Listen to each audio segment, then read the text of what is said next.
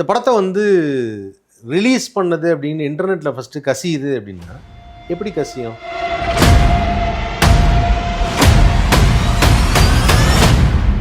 இது வந்து ரிலீஸ் ஆன உடனே இதுக்கெல்லாம் வந்து எல் முருகனும் உதயநிதியும் தான் காரணம் அப்படின்னு ஆதவர்ஜுனா சொல்கிறாங்க.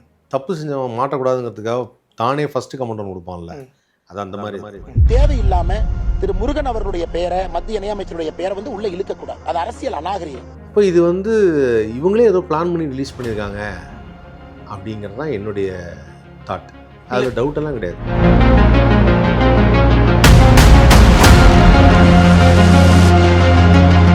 விஜய் சாரோட அனுமதியோடு தான் இது ரிலீஸ் பண்ணிருக்காங்கன்னு சொல்லுவாங்க. கண்டிப்பாக நடந்துருக்கும். நான் சொல்கிறேன் என் வீடியோவில், ரஜினி சார் சொல்கிறாரு, சூர்யா சார் சொல்கிறாரு, விஷால் சார் சொல்கிறாரு, இவங்க எல்லாரும் சொல்கிறாங்க ப்ளீஸ் இது திரைப்படத்துக்கே ரொம்ப துரோகமாக இருக்குது, யாரும் பகராதீங்க அப்படின்னு எல்லாம் பதறாங்க. ஏன் இவங்களுக்கு அந்த பதட்டம் இல்லை? இப்போ எல்லாரும் லீக் ஆகி பாதி பேர் வீட்டில் உட்காந்து பார்த்துட்டாங்கன்னா யார் தேட்டருக்கு வந்து பார்ப்பா? ஒரு படத்துடைய சாராம்சம் என்ன, எங்கே ட்விஸ்ட் இருக்குன்னு தெரிஞ்சிச்சுன்னா யார் தேட்டருக்கு வருவா? எடிட் ரெஃபரன்ஸ்லேருந்து ரிலீஸ் ஆச்சுன்னா நாளைக்கு எடிட்டர்ஸ்லாம் குறை சொல்ல மாட்டாங்க. நாளைக்கு ஏதாவது ஒரு ப்ரொடியூசர் போகிறார், தம்பி கொஞ்சம் பார்த்துருந்து நீங்கள் கொஞ்சம் ரூம் விட்டு வெளில போங்க, எல்லாம் பென்ட்ரைவ் இங்கே வச்சுட்டு போங்க அப்படின்னு மரியாதைலாம் பேசுவார்ல. யார் மேலே நம்பிக்கை வருமா ஃபஸ்ட்டு? அது மாதிரி தானே ஆயிடுச்சு. இவர் கடைசி படம்னு மற்றவங்க எல்லாத்தையும் தூக்கி லாக் பண்ணிட்டு போயிட்டாப்ல. ஜனநாயகன் பட காட்சிகள் இணையத்தில் ஜனநாயகன் படம் இணையத்தில் வெளியானி ஜனநாயகன் முழு படமும் இணையத்தில் வெளியானதால் படக்குழுவினர் அதிர்ச்சியில் இருக்கிறார்கள்.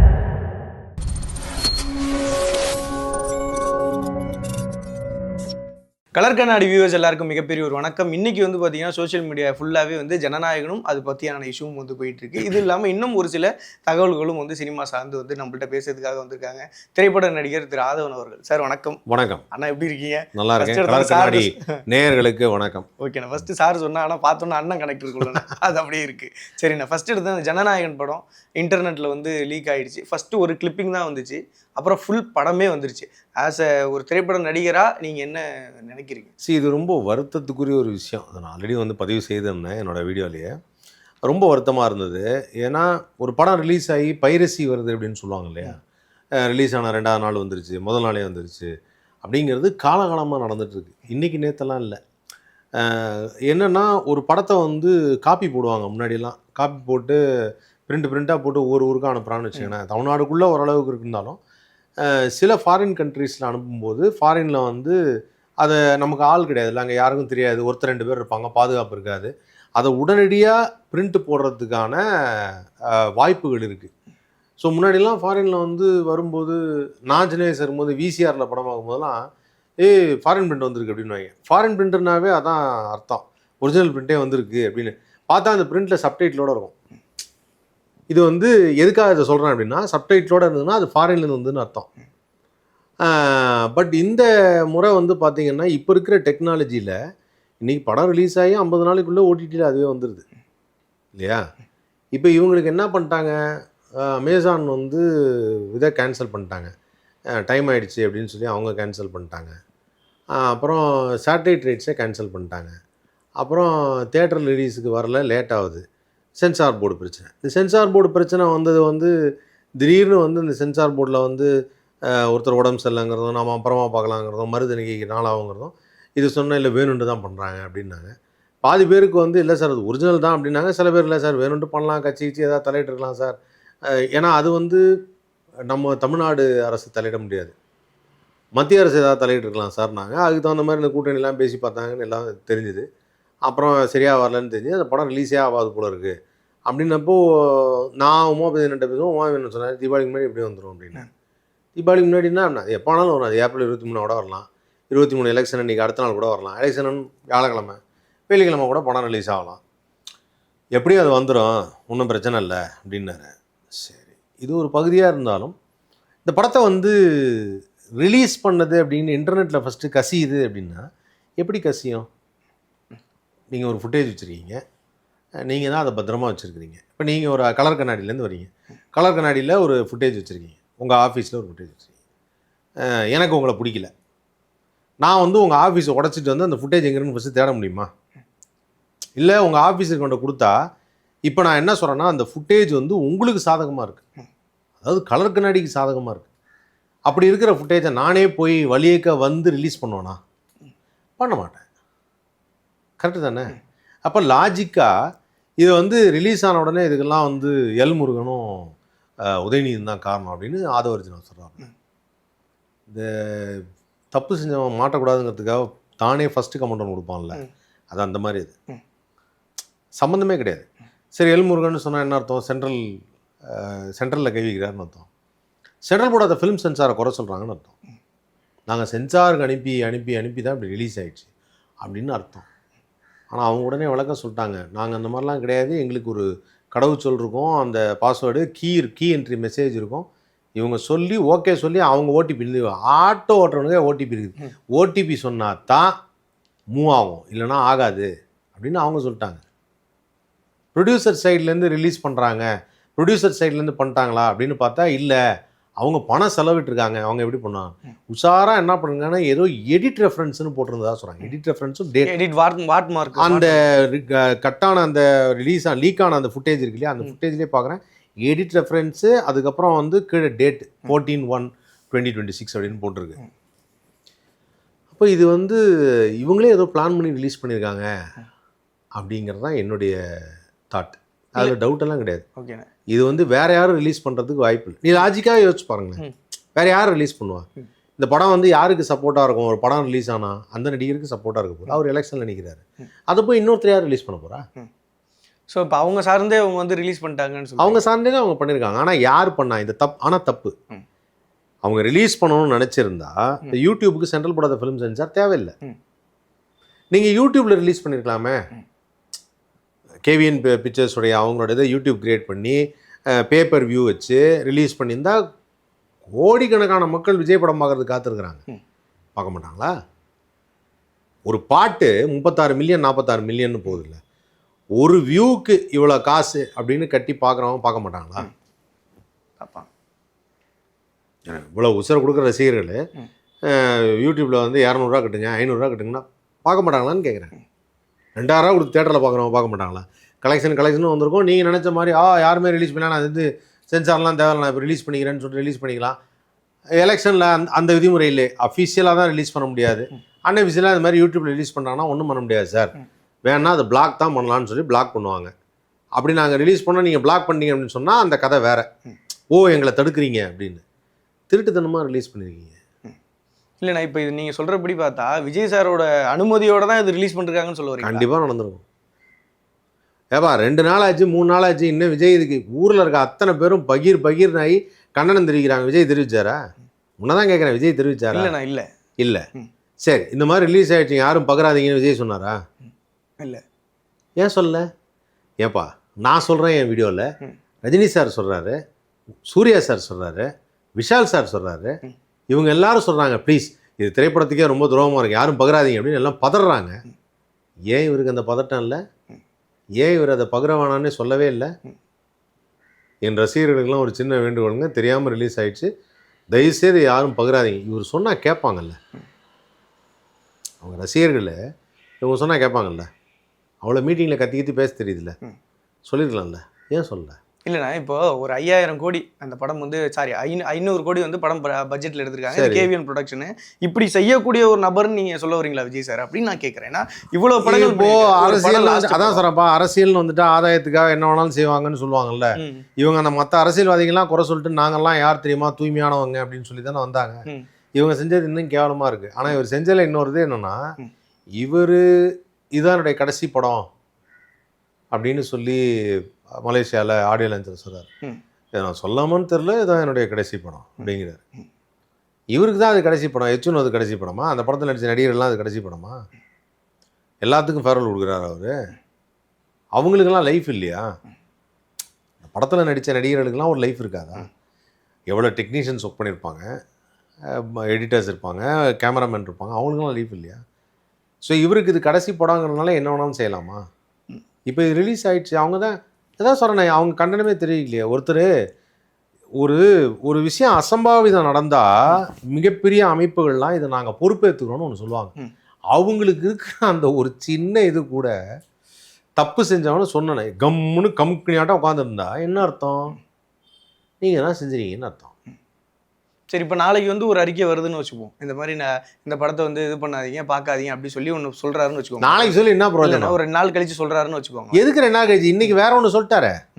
இந்த படம் வந்து லீக் ஆனதுனால ப்ரொடியூசருக்கு மிகப்பெரிய நட்டம், நான் திருப்பி அவருக்கு படம் நடிச்சு தரேன்ட்டார். கடைசியில் நான் சொன்னது நடந்து. ஆமாம் சொல்லிட்டாங்க, எல்லாத்துலேயும் தான் போட்டாங்களே விஜய் திரும்பி நான் படம் நடிச்சு தரேன்னு சொல்லிட்டாருன்னு. இல்லைன்னா அவரோட ட்விட்டர் பேஜில் தினத்தந்தியில் போட்டிருக்க. தினத்தந்தி நம்ப வேணாமா? ஓகே, நான் என்ன கேட்குறேன், தந்தியில் போட்டிருக்குப்பா என்ன, தந்தியில் போட்ட அந்த விஷயம் வந்து நம்ப வேண்டாமா? வர் தினத்தந்தின் லோகோ போட்டு சினிமா செய்திகளில் மீண்டும் படம் நடிக்கும் விஜய். ஓகே, கீழே ஃபேஸ்புக் ட்விட்டர் டெய்லி தந்தின்னு போட்டிருக்கு. 13/4 இன்னைக்கு போட்டிருக்காங்க ஒரு மத்தியான டைமில். ஜனநாயகன் திரைப்படம் லீக் ஆனதால் பெரும் இழப்பு, தயாரிப்பு நிறுவனத்தின் நஷ்ட ஈடு செய்வதற்காக புதிய படத்தில் நடித்து கொடுக்க விஜய் அதிரடி முடிவு என தகவல். நெல்சன் அட்லி அல்லது லோகேஷ் கனகராஜ் படத்தை இயக்க வாய்ப்பு எனவும் விஜயின் கடைசி படமாக இது இருக்கும் எனவும் தகவல். இது கொடுத்தது யாரு? தினத்தந்திலேருந்து இந்த நியூஸ். நம்பவானான்னு சொல்லு, நான் நம்பலை. இல்லைண்ணா, நான் கேட்குறது அஃபிஷியலாக அவங்க சைட்லேருந்து யாராவது சொல்லியிருக்காங்களா? இது அப்போ இது அஃபிஷியல் இல்லையா? அப்போ நீ தினத்தந்தி வந்து அஃபிஷியல் இல்லைங்கிற, தினத்தந்தி வேஸ்ட்டுங்கிற. நான் அப்படி சொல்லலைண்ணா, நான் கேட்குறது இப்போ நீங்கள் வந்து ஒரு சார்ந்து இருக்கீங்க, உங்களை சார்ந்து ஒரு 10 பேர் இருக்காங்க, நீங்கள் சொல்கிறதுக்கும் உங்களை சார்ந்து சொல்கிறவங்களுக்கும் வித்தியாசம் இருக்குல்ல. சரி, அப்ப ட்விட்டர்ல வெளியிட்டது, சரி ட்விட்டர்ல வெளியிட்டு அது அபிஷியலா? ஆதவன் அண்ணன் சொல்றதுக்கும் ஆதவன் சார்ந்து நான் ஒரு ரசிகரா இருக்கேன், நான் சொல்றதுக்கும் ஒரு வித்தியாசம் இருக்குல்ல. நான் என்னதான் நான் ரசிகரா இருந்து என்ன சொல்லியிருந்தாலும் ஆதவன் சொல்றது தானே கரெக்டா இருக்கும். சரி, இப்போ நீ ஒன்று சொல்றல்ல, இப்போ நீ வந்து விஜயோட ட்விட்டர் பக்கத்தில் ஏதாவது இருக்கான்னு பார்க்கணுமா? சரி, விஜயோட ட்விட்டர் பக்கத்தில் எதுவும் இல்லை. ஓகே, அதனால் இப்போ இது வந்து அவர் ட்விட்டரே கடைசி வரைக்கும் அவர் ட்விட்டரே போடல எனக்கு தெரிஞ்சு. விஜய் கடைசியாக போட்டு உங்கள் விஜய் வரேன்னா விசில் அடிக்க ரெடியான்னு 1/4/2006 போட்டிருக்காரு. அதுக்கு மேலே அவர் போடல. சரியா? டிவிகேல போட்டிருக்காங்களா அப்படின்னா டிவிகேலையும் எதுவும் போடலை. ஸோ அதனால் இது நியூஸ் இல்லைங்கிற. இது அஃபிஷியல் இல்லை. அது அஃபிஷியலாக இல்லையான்னு தெரியல, இது வந்து தகவல், ஆனால் அஃபிஷியலாக வரலன்னு சொல்ல வரேன். ஸோ ட்விட்டரில் வந்தால் அஃபிஷியல் இல்லைண்ணா, அவங்க வந்து ஒன்று சொல்லியிருந்தா அது கரெக்ட். அதாவது ஆதவன் சொல்றாரு, ட்விட்டர்ல வந்தா அது அஃபிஷியலா? ஆதவன் சொல்ல, தினத்தந்தி சொல்லி அப்படி சொல்லண்ணா. இப்போ நான் தினத்தந்தியில இருக்கிறத சொல்றேன், ஆதவன் சொல்றேன். அவர் திரும்ப நடிக்க வராருன்னு சொல்லி தினத்தந்தியில போட்டிருக்கு. ஓகே, இல்ல நீங்க என்ன நினைக்கிறீங்க? 100% இவர் நடிக்க வந்துருவார் நினைக்கிறேன். இப்படி போ, இதைத்தான் நானும் சொன்னேன். 6 மாசம் முன்னாடி சொன்னேன் திரும்ப நடிப்பாருன்னு. எல்லாரும் என்ன பார்த்து அசிங்கமா திட்டாங்க, நீ யாரா எங்க தளபதி பத்தி சொல்றதுக்குன்னு. இதான் சொல்லிட்டார்ல. சரி, அப்ப அடுத்த சொல்றதுக்கு ஒரு ரீசன் ஆயிடுச்சு. அடுத்த அப்டேட் கேட்போம். அதுக்கு அடுத்து தொடர்ந்து நடிப்பாருன்னு சொல்றீங்க. நடிப்பாரு. இப்ப அந்த ஒரு படம் லாஸ்ட்ல வருதுன்னு சொல்றோம். ஓகே, அக்செப்ட் சொல்லிட்டேன். தொடர்ந்து நடிப்பாருன்னா இப்ப இந்த படம் நடிக்க ஆரம்பிச்சுட்டு விட்டுருவாரு. அப்போ அப்புறம் இந்த படம் வந்து இதே மாதிரி லீக் ஆயிடுச்சுன்னு ஒரு நாள் சொல்லிட்டு மறுபடியும் நான் அடுத்த படம் நடிப்பேன்னு வர. அவர் நடிக்க தான்ப்பா செய்வாரு. அவருக்கு என்ன இருக்கும் அப்புறம் அரசியல்ல? ஸோ அதனால தொடர்ந்து நடிச்சுக்கிட்டே இருப்பாரு. கண்டிப்பா நடிப்பாரு. ஓகே, அண்ட் சேம் டைமில் வந்து இப்போ இந்த ஜனநாயக படம் லீக் ஆனதுனால ப்ரொடக்ஷன் கம்பெனி கேவிஎன் ப்ரொடக்ஷன் பெரிய லாஸு. இதுக்கு முன்னாடி வந்து ஒரு அஃபிஷியலாக ஓடிடியில் வந்தாங்க, அவங்களும் வந்து கான்ட்ராக்ட் வந்து கேன்சல் பண்ணிட்டாங்க. ஆஸ் அ ப்ரொடியூசராக அவரோட நிலைமை என்னவா இருக்கும்? மிகப்பெரிய வருத்தம், ரொம்ப கஷ்டம். ஆனால் எனக்கு தெரிஞ்சு விஜய் காம்பன்சேட் பண்ணியிருப்பாங்க, சொல்ல முடியாது. காசு கொடுத்துருக்கலாம், அவர் தான் உச்ச நடிகராச்சு, அவர்கிட்ட காசு இருந்திருக்கும். இருந்ததுன்னா கொடுத்துருப்பாரு. அவரோட சொத்து மதிப்பெல்லாம் இப்போ எல்லாருக்குமே தெரியும். அதனால் கண்டிப்பாக வந்து கேவிஎனுக்கு வந்து அந்த படம் எடுத்ததுக்கான பொருட்செலவு என்ன ஆச்சோ அதை கொடுத்துருப்பாரு. ஓகே, பிஸ்னஸாக போயிருக்காது, பட் கொஞ்சம் அந்த படம் எடுத்ததுக்கான மொத்த காசு என்னவோ அதை கொடுக்கணும். கொடுத்தா தான் நல்லது, கொடுத்தாரான்னு தெரியாது. அண்ட் ஹெச் வினோத் வந்து ரொம்ப அவரோட ட்விட்டர் வந்து ஒன்று பார்க்குறப்போ ரொம்ப வருத்தமாக இருந்துச்சு. யாரும் தயவு செஞ்சு ஷேர் பண்ணாதீங்க, இதுக்கு பின்னாடி நிறைய பேரோட உழைப்புன்னு இருக்குது. ஒரு படம் எடுக்கிறது எவ்வளோ கஷ்டம், அதுக்கு பின்னாடி இவ்வளோ டெக்னீஷியன் வந்து இருந்திருக்காங்க. இப்போ இருக்க அரசியல் சூழ்நிலையெல்லாம் விட்டுருவோம், பட் இதை தாண்டி அந்த டெக்னீஷியனாக ஒர்க் பண்ணியிருக்காங்களோ ஒருத்தர் பேரும் அந்த இடத்துல வரணுன்றதுக்காக அவ்வளோ பேரோட உழைப்பு இருக்குல்லண்ணே. ஸோ இந்த விஷயத்தை பற்றி என்ன நினைக்கிறீங்க? இதுக்கு முன்னாடி இந்த மாதிரி இன்டர்நெட்டில் லீக் ஆன படம் இருக்கா? அது எப்போ நடந்தது? தலைவா படம் வந்து இதே மாதிரி ஃபாரினில் மட்டும் ரிலீஸ் ஆயிடுச்சுன்னு சொல்லி சொன்னாங்க. எனக்கு அப்போ அவ்வளோ பெருசாக வரல. அப்போல்லாம் வந்து இன்டர்நெட்லாம் பெரிய லெவலில் இல்லைன்னு வச்சுக்கோங்களேன். அந்த படம் ரிலீஸ் ஆயிடுச்சுன்னு சொன்னாங்க, அது மட்டும் தான் தெரியும். மற்றபடி வேறு தான் இன்டர்நெட்டில் கசிந்ததாக படம் ரிலீஸ் ஆகிறதுக்கு முன்னாடியே இந்த மாதிரி ஃபுல் படம் நல்ல ஹெச்டி பிரிண்டில் வந்திருக்குன்னாங்க. ஹெச்டி பிரிண்டில் வந்ததா எனக்கு தெரியல. ஆனால் ஹெச் வினோத் சொன்னது அதான் சொன்னல, ஹெச் வினோதுக்கு தான் லைஃப் இது. விஜய் தான் அதை பற்றி எதுவும் கமெண்டே சொல்லலையே. விஜய் சொன்னாரான்னு கேட்குறீங்களே அஃபிஷியலாக. விஜய் இது வரைக்கும் என்ன சொன்னார், எதுக்கு கண்டனம் தெரிவித்தார், இதுக்கு தெரிவிக்கிறதுக்கு? 41 பேர் இறந்தப்பையும் வந்து ஒரு உடனே சொல்லலை. அவருக்கு எல்லாமே லேட் ரியாக்ஷன் தான். சார் போன வாரம் நடந்தது சார், நான் இந்த வாரம் தான் அதை பற்றி படித்தேன் அப்படின்னு வரல. அந்த மாதிரி தான் சொல்ல போகிறாரு. அவர் என்னைக்கு தெரிவிக்க போகிறாரு? அவர்லாம் தெரிவிக்கலாம் மாட்டார். ஓகே. அண்ட் சேம் டைமில் வந்து சிவகார்த்திகேயனோட ட்விட்டு தான் ஃபஸ்ட்டு ட்விட்டராக வந்து இருந்துச்சு. ஃபஸ்ட்டு எடுத்தோன்னே அவர் தான் அதை வந்து சொல்லியிருந்தார், இந்த மாதிரி ஒன்று நடந்திருக்கு அப்படின்ட்டு. சேம் டைமில் பராசக்தி படம் ரிலீஸ் ஆகிறப்ப நிறைய பேர் இதுக்கு அகேன்ஸ்டாக ஜனநாயகம் ரிலீஸ் ஆகலன்னு நிறைய பேர் அந்த படத்துக்கு போகிறத தவிர்த்தாங்க. ஸோ இன்றைக்கி அவர் ரொம்ப ஒரு சிவகார்த்திகேயன்லாம் வந்து அதாவது என்னென்னா ரொம்ப கஷ்டப்பட்ட ஃபேமிலியிலேருந்து வந்த ஒரு பையன். நல்லா கேட்டுக்காங்க. ஒரு உழைப்போட கஷ்டம் என்னென்னா சிவகார்த்திகேயன் நல்லா தெரியும். அவர் இன்னைக்கு கதாநாயகன் இன்னொருத்தரெல்லாம் வந்து அந்த மாதிரி பண்ணவும் மாட்டார். அதனால் இந்த மாதிரி விஷயம்லாம் அவரை பெருசாக பாதிக்கும். இதில் எந்த விதத்தில் அடுத்த லெவலில் சொல்கிறேனே எதில் பாதிக்கும் அப்படின்னு, ஒரு ஒரு வியாபாரம், சினிமாங்கிறது ஒரு வியாபாரம்னு வச்சுக்கோ. அந்த வியாபாரத்தில் நீ ஒரு விஷயத்தை பொருள்லாம் போட்டு செலவழித்து ஒரு விஷயத்தை பண்ணி ஒரு ப்ராடக்ட் பண்ணி விற்க போகிற. ரொம்ப ஈஸியாக அது திருட்டு போகுது. இன்னொருத்தர் அது மாதிரி இன்வெஸ்ட் பண்ணுவாங்களா? கஷ்டம். அதான் லாஸ். இப்போ இதோட லாஸ் என்னன்னு தெரியுமா உங்களுக்கு? நம்பிக்கை. சினிமாக்காரன் மேலே ஒரு நம்பிக்கை வச்சுருப்பாங்க. அதில் எடிட் ரெஃபரன்ஸ்னு, நான் ஏன் அந்த மறுபடியும் கூப்பிட்டு எடிட் ரெஃபரன்ஸ்னு போட்டிருக்கு இல்லையா? இன்றைக்கி எடிட்டர்ஸ்லாம் ப்ரெஸ் மீட் இப்போ கொடுத்துட்ருக்காங்க. தயவுசெய்து எங்களோட ட்ரஸ்ட்டு, எங்களோட நம்பிக்கையை நீங்கள் தப்பாக எடுத்துடாதீங்கன்னு. எவ்வளோ டெடிக்கேட்டட் பர்சன்ஸ் தெரியுமா எடிட்டர்ஸு? எவ்வளோ திரைப்படங்கள் வந்து எடிட் டேபிளில் உருவாகுது தெரியுமா? டைரக்டருடைய பங்கு ஒன்று இருக்குன்னா அது ஈக்குவல் பங்கு எடிட்டர்கிட்ட இருக்குது. அவர் கட் பண்ணி காமிக்கிறது தான் அந்த படத்தை நம்ம பிரம்மாண்டமாக பார்க்குறது. கேமராமேனும் எடிட்டரும் மியூசிஷியனும் 3 பேர் ஏன் பேர் வந்து கீழே அப்படி போடுறாங்கன்னா டைரக்டருக்கு அடுத்தது இந்த 3 பேரும் அவ்வளோ முக்கியமான ஆளுங்க. எடிட் ரெஃபரன்ஸ்லேருந்து ரிலீஸ் ஆச்சுன்னா நாளைக்கு எடிட்டர்ஸ்லாம் குறை சொல்ல மாட்டாங்க. நாளைக்கு ஏதாவது ஒரு ப்ரொடியூசர் போகிறார், தம்பி கொஞ்சம் பார்த்துருந்து நீங்கள் கொஞ்சம் ரூம் விட்டு வெளில போங்க, எல்லாம் பென்ட்ரைவெல்லாம் இங்கே வச்சுட்டு போங்க அப்படின்னு மரியாதையெல்லாம் பேசுவார்ல. யார் மேலேயும் நம்பிக்கை வருமா? ஃபஸ்ட்டு சார் நான் இதை கொஞ்சம் எடிட் பண்ணி தரேன் சார், நான் பக்கத்துலேயே இருக்கேன், பக்கத்தில் இந்த வேலை செய்ய முடியுமா? நீ ஏன் எடிட் பண்ணுற? நான் உன்கிட்ட ஒன்று கொடுத்துட்டு உங்ககிட்ட உன் பக்கத்துலேயும் உன் கண்ணையே பார்த்துட்டு உன் கையே பார்த்துட்டு தானே உன்னால் எடிட் பண்ண முடியுமா? முடியாது. ஆனால் எதுக்காக உன்னை விட்டு போகிறாங்க? நீ ஒரு எடிட்டர் அப்படின்னா ஒரு எடிட் பண்ணும்போது அந்த பையன் நல்லா பண்ணிடுவாப்ல அப்படிங்கிற நம்பிக்கை இல்லை, அந்த நம்பிக்கை போய்டும்ல. அப்போது மறுபடியும் இன்வெஸ்ட் பண்ண வருவாங்க. இதுவே பெரிய படம், விஜய் படம் திருட்டு போச்சு. அப்போ புதுசாக ஒரு ப்ரொடியூசர் வந்து நான் ஒரு சின்ன பட்ஜெட்டில் ஒரு படம் எடுக்கலான்னு இருக்கேன்ப்பா அப்படின்னு சொல்லி ஒரு டேரக்டர் எத்தனை வருஷமாக அவன் ஏங்கி அவன் கஷ்டப்பட்டு ஒரு ப்ரொடியூசரை பிடிச்சி படம் எடுக்கலான்னு வரும்போது இப்படி ஒன்று நடந்தால் அவனுக்கு எங்கே வாய்ப்பு கிடைக்கும்? ஒழுங்காக எடுப்பியா இல்லை இதை எங்கேயா எடுத்து நீயே லீக் பண்ணிடுவியா? அதில் தான் காசு வாங்கினியா அப்படின்னு என்னென்னலாம் வருது தெரியுமா பிரச்சனை? எவ்வளோ பிரச்சனை வருது தெரியுமா? ஒரு நம்பிக்கை இழந்தால், இந்த அப்பா வீட்டில் நம்பிக்கை இழந்துட்டாங்கன்னா பையனை எப்படிலாம் சந்தேகப்படுவார்? அதுக்கு ஈக்குவல் பாது. இப்போ பையன் தான் சினிமாவில், அந்த சினிமாவோட நம்பிக்கை போயிடுச்சு. சரியா? அப்போ அந்த அப்பா தான் ப்ரொடியூசர். எப்படிலாம் சந்தேகப்படுவார்? டேய் ராத்திரி வெளில போய்ட்டு வர, என்ன பண்ணிட்டு வர? கேட்க மாட்டார். நான் ஒன்றும் பண்ணலப்பா, பொய் சொல்லாத, என்ன பண்ணுற? கேட்க மாட்டார். ஏன்னா ஒரு தடவை நம்பிக்கை இல்லாமல் நடந்துக்கிட்டான். அது மாதிரி தானே ஆயிடுச்சு. இவர் கடைசி படம்னு மற்றவங்க எல்லாத்தையும் தூக்கி லாக் பண்ணிட்டு போயிட்டாப்புல. இது மட்டும் இவங்க டீம் தான் பண்ணாங்கிறது. இன்னொன்று சொல்கிறேன் கேளுங்க, சைபர் கிரைமில் 6 பேரை அரெஸ்ட் பண்ணியிருக்கிறாங்க. அதுதான் அடுத்த கேள்வி. 6 பேரை ஃபஸ்ட்டு வந்து 5 பேர் அரெஸ்ட் பண்ணதான் சொன்னாங்க. ரெண்டாவது இப்போ 6 பேரை அரெஸ்ட் பண்ணியிருக்கா சொல்லி. இப்போ அந்த 6 பேர் அரெஸ்ட் பண்ணதை பற்றி நீங்கள் என்ன நினைக்கிறீங்க? தெரியல, சைபர் கிரைமில் பண்ணியிருக்காங்க. ஸோ அது சம்மந்தமாக 6 பேர் அரெஸ்ட் பண்ணியிருக்காங்கன்னு தான் நியூஸ் அஃபிஷியல். சரி, சைபர் கிரைமில் பண்ணியிருந்தாங்கன்னா எக்ஸாக்ட் டேட்டாவோட எந்த சிஸ்டத்துலேருந்து வெளில போச்சு, யார் பகிர்ந்தா அப்படிங்கிறத தான் பண்ணுவாங்க. அவனை பிடிச்சா தெரிஞ்சிடும் இது எங்கேருந்து வந்ததுன்னு. கரெக்டா? அப்போ அந்த ரிசல்ட் வர வரைக்கும் நம்ம வெயிட் பண்ணோம் இல்லையா? இப்போது இந்த படத்தை வேறு யார் ரிலீஸ் பண்ணுறதுக்கான வாய்ப்புகள் இருக்குது? சும்மா ஒரு லாஜிக்காக சொல்லுங்கள் பார்க்கலாம். யாரெல்லாம் வாய்ப்பு? நீங்கள் ஒரு காமன் மேன். இப்போ ஜனநாயகன் படம் வரல, இப்போ எலெக்ஷன் டைமில் எந்த ஒரு கட்சியுடைய தலைவருடைய படமும் ரிலீஸ் ஆகக்கூடாது. சரியா? அந்த கட்சி சார்ந்தவங்களோட படம் ரிலீஸ் ஆகக்கூடாது. ஆனால் இப்போது கட்சி சார்ந்தவங்கள அவங்க ஒரு மெயின் ரோலாக, லீட் ரோலாக அரசியல் பேசிய படங்கள் வரக்கூடாது. ஓகே, இப்போது இந்த படத்தை யார் ரிலீஸ் பண்ணுவா?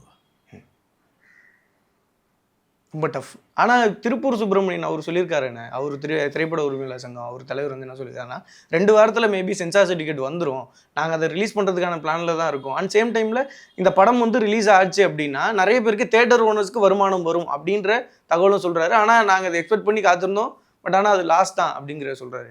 எப்படி புரியல, எப்படி இந்த படம் 2 வாரத்துல சென்சாரோட சர்டிபிகேட் வந்துரும், திருப்பி தியேட்டர்ல ரிலீஸ் பண்ணுவோம், ஆனா பண்ணா கலெக்ஷன்ஸ் வருமானது தெரியல அப்படின்ட்டு அவர் சொல்றாரு. ஆமா பேட்டியில. உண்மைதானே. இப்போ எல்லாரும் லீக் ஆகி பாதி பேர் வீட்டில் உட்காந்து பார்த்துட்டாங்கன்னா யார் தேட்டருக்கு வந்து பார்ப்பா?